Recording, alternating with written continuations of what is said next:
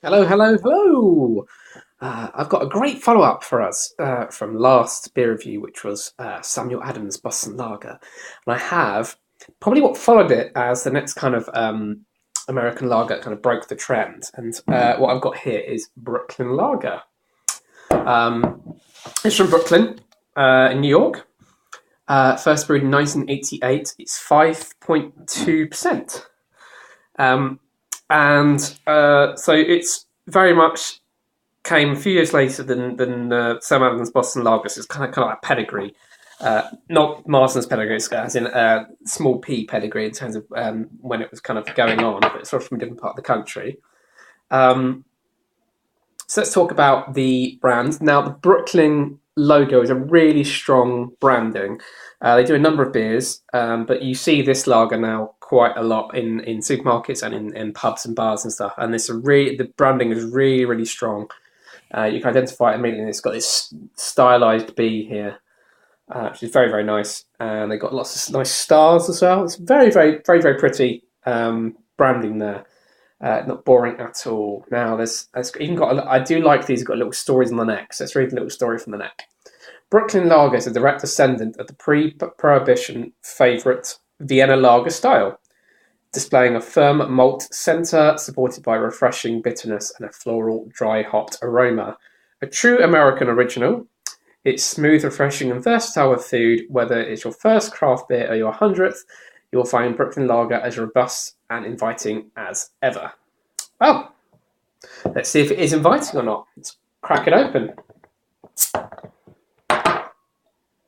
You've got the stylized B on the bottle cap as well there, which is quite nice.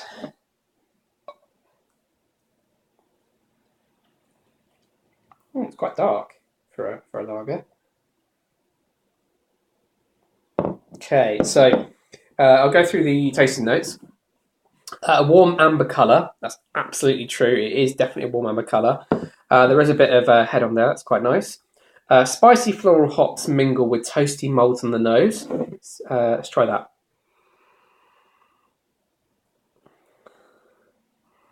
I'm getting floral hops and I'm getting the toasty malt. I'm not getting any spice, I'm afraid.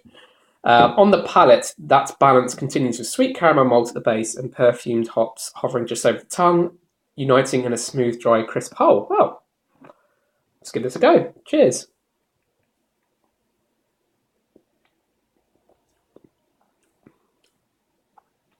It's very much like the Boston Lager, I must say. Um, Not in a bad way. It's also a very nice lager. But I think it's quite like the Sam Adams Boston Lager. Um, but I'm a fan, I must say. I've had the Boston Lager before. I've never had the Brooklyn Lager before. So I've seen it around. I thought, oh, trouble when I see lager is I just think it's going to be, and I see, oh, American lager, it's going to be like Budweiser. No, it's clearly not. This is another really good lager.